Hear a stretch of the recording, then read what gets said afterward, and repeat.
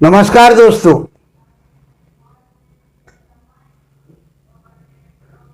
कन्या लगन में शुक्र के कारकत्व की बात चल रही है, शुक्र के फलित की बात चल रही है। इसके सेकंड भाव में, सेकंड पार्ट में हम आपके लिए शुक्र के फलित के बारे में बताते हैं।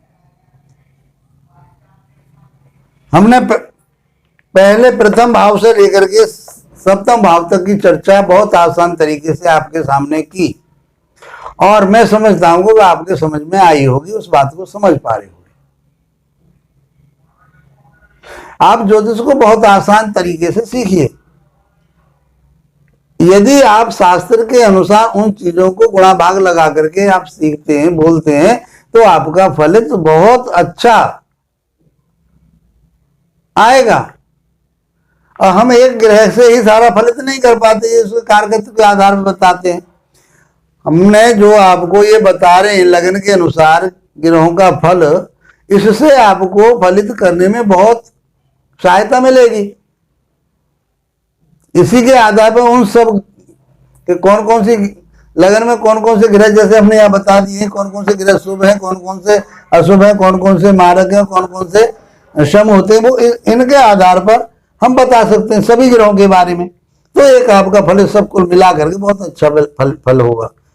जो फलित कहेंगे आप, बहुत श्रेष्ठ फल होगा। उसमें हमने क्या देखना होता है, नैसर्गिक शुभ है अशुभ है, तात्कालिक कह सकते हैं इसको, या लगन के अनुसार वो ग्रह शुभ है या अशुभ है, तो उसका फल के बारे में हम कहते हैं। और उस ग्रह के कारकत्व क्या होते हैं, इसको समझ करके आप जब फलित करेंगे तो आप 100% बहुत अच्छे रिजल्ट पर पहुंचेंगे और अच्छे ज्योतिषी बन पाएंगे। आज हमारी जो चर्चा रहेगी, शुक्र अष्टम भाव में पहुंच गया तो किस प्रकार के परिणाम देगा। अब देखिए, ये लगन से अष्टम भाव में बैठा हुआ ग्रह कोई अच्छे परिणाम नहीं देता। इसको रंद्र स्थान बोलते हैं, अशुभ स्थान बोलते हैं, दुखी स्थान बोलते हैं। बहुत सी जगह इसको अच्छा नहीं माना गया, अष्टम भाव को है ही नहीं। अष्टम भाव में कोई भी ग्रह आ जाता है तो वो एक दलदल से में फंसा हुआ होता है। ये 9वें भाव का, भाग्य भाव का स्वामी होकर के अपने से 12वें भाव में चला गया, ये भी बहुत ज्यादा दुखदायी हो गया। भाग्य का अपने से 12वें भाव में जाना इस ज्यादा दुखदायी हो गया।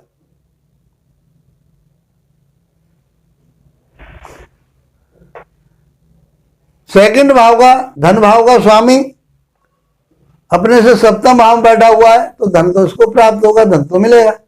ये शुक्र यहां बैठ करके धन तो देंगे, लेकिन भाग्य की हानि करेंगे। पत्नी भाव कालपुरुष के हिसाब से वो सेकंड भाव में गए। सप्तम भाव का स्वामी यदि अष्टम भाव में चला जाए तो वो भी अच्छा नहीं माना जाता दाम्पत्य जीवन के लिए। तो कुल मिलाकर के हम ये कह सकते हैं कि शुक्र यहां बैठ करके ज्यादा अच्छे परिणाम नहीं देगा, लेकिन ये धन तो अवश्य देगा। सप्तम दृष्टि से देख रहा है, अपने धर्म के लिए कहीं ना कहीं ये हानि करेगा, दाम्पत्य जीवन के लिए हानि होगी। इस प्रकार से हम बहुत आसान तरीके से कह सकते हैं। शुक्र 9वें भाव में बैठा हो, अपने ही घर में बैठा है, योगकारी ग्रह है, तो वहां बैठा हुआ ग्रह शुक्र यहां बहुत ऐश्वर्यशाली बनाएगा, वैभवशाली बनाएगा, मान सम्मान वाला बनाएगा, किसी प्रकार के भाग्यशाली बनाएगा, धर्म का आचरण करने वाला होगा, धर्म पर चलने वाला होगा, वो अच्छा ज्योतिषी होगा, वो ज्ञानी होगा।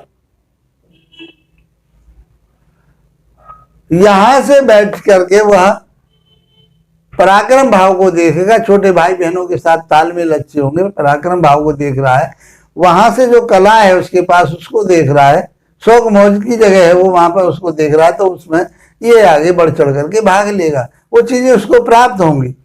ये अच्छा डांसर हो सकता है, अच्छा वक्ता हो सकता है, अच्छा मीडिया में काम करने वाला हो सकता है, अच्छा फिल्म डिवीजन में कलाकार हो सकता है। ये यहाँ से बैठ करके इसको देखेगा और इसको प्राप्त होगा।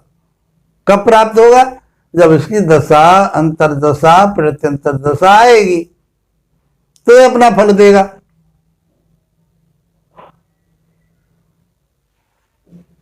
स्वभाव के अनुसार तो फल देगा ही देगा। तो 9th भाव में बैठा हुआ शुक्र बहुत अच्छे परिणाम देता है, क्योंकि वो अपने ही घर में बैठा हुआ है, भाग्य स्थान में बैठा हुआ है, तो भाग्य को तो बहुत प्रबल बना देगा। यदि भाग्य स्थान का स्वामी 10वें भाव में बैठ जाए तो और अच्छा परिणाम देगा। इसे राजयोग की चर्चा करते हैं यहाँ से। वैसे हम राजयोगों के बारे में बता चुके हैं आपको, और जैसे जैसे हमारी जो फलित आगे बढ़ती जाएगी, जहां जहां इनकी जरूरत पड़ेगी वहां हम बताते भी चलते हैं आपको और बताते रहेंगे। तो 10वें भाव में बैठ करके उसके व्यवसाय को चलाने वाला, उसके व्यापार को चलाने वाला, पिता के भाग्य को उदय करने वाला, पिता के कार्य काम को आगे बढ़ाने वाला, ये स्वयं अपना काम करने वाला बहुत अच्छा ज्ञानी होगा, बहुत अच्छा मान सम्मान प्राप्त करने वाला, या 10वें भाव में बैठ करके प्राप्त करने वाला होगा। 7वीं दृष्टि 4थे भाव पर जाएगी तो माता के साथ संबंध बढ़िया रहेंगे।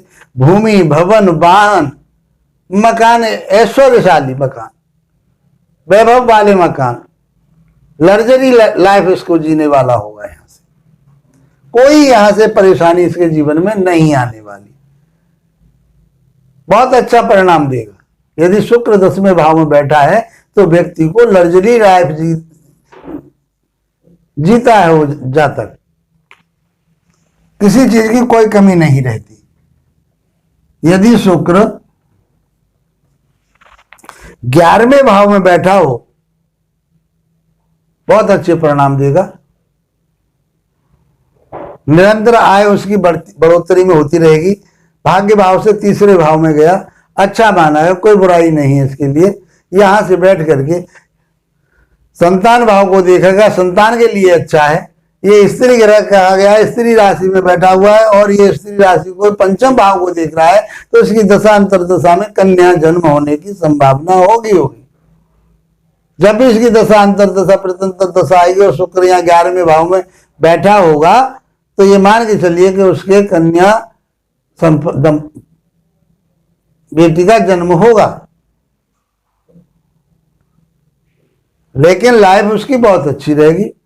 पदोन्नति उसको हो सकती है इस पीरियड में, वो आगे उन्नति तरक्की करने वाला यहां बैठ करके शुक्र उसको बना सकता है। यदि जन्म पत्रिका में शुक्र 12वें भाव में बैठा हो तो ये व्यय का घर है, विदेश का घर है, हॉस्पिटल कोर्ट कचहरी का घर है, लेकिन सैया सुख भी है।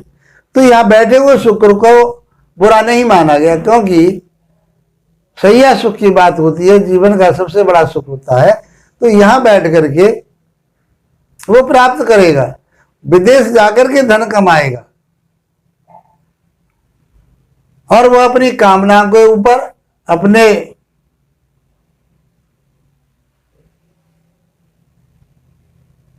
पैसे को व्यय करेगा। कोर्ट कचहरी की बात करें तो कोर्ट कचहरी भी उसके साथ हो सकती है, लेकिन उसके फेवर की बात होगी, वो लंबी बात नहीं होगी। ज्यादा बीमारी उसको हो सकती है, लेकिन लंबी बीमारी नहीं होगी। इसी प्रकार से 6ठे भाव में भी बैठ करके उसके लिए बीमारी हो सकती है, किडनी से संबंधित उसके लिए परेशानी आ सकती है, लेकिन वो बीमारी लंबी नहीं चलेगी। 8वें भाव में भी बैठ करके उसे बीमारी हो सकती है, किडनी से संबंधित, मूत्र आदि से संबंधित उसके लिए बीमारी हो सकती है, लेकिन वो बीमारी कुछ दिन के लिए होगी, ज्यादा लंबी बीमारी नहीं होगी, उससे निजात पाई जा सकती है। 12वें भाव में बैठा हुआ शुक्र अच्छा कहा गया है, क्योंकि काल पुरुष की राशि में यहाँ मीन राशि पड़ती है, और मीन राशि में शुक्र को उच्च माना जाता है। देखिए लॉजिक जब तक नहीं समझोगे तब तक ज्योतिष नहीं समझ पाओगे। क्यों कहा गया है यहाँ पर शुक्र को, केवल शुक्र को 12वें भाव में अच्छा माना गया, किस लिए? क्योंकि वह जीवन का आनंद देने वाला घर है। विदेश से धन कमाने वाला धन घर है, और शुक्र खुद ऐश्वर्यशाली ग्रह है, लग्जरी लाइफ का ग्रह है, तो फिर ये सारी चीजें यहां से प्राप्त उसको होंगी। इस प्रकार से हम बहुत आसान तरीके से इसके बारे में कह सकते हैं। मित्रों, आशा करता हूं कि चर्चा अच्छी लगी होगी और आपके ये लाभप्रद हो रही होगी। इसलिए मैं आपसे आग्रह करता हूं या समझता हूं इस बात को कि ये एपिसोड अच्छे लग रहे हैं तो इसको लाइक, शेयर और सब्सक्राइब अवश्य कीजिए। इसी के साथ आप लोगों का धन्यवाद। नमस्कार।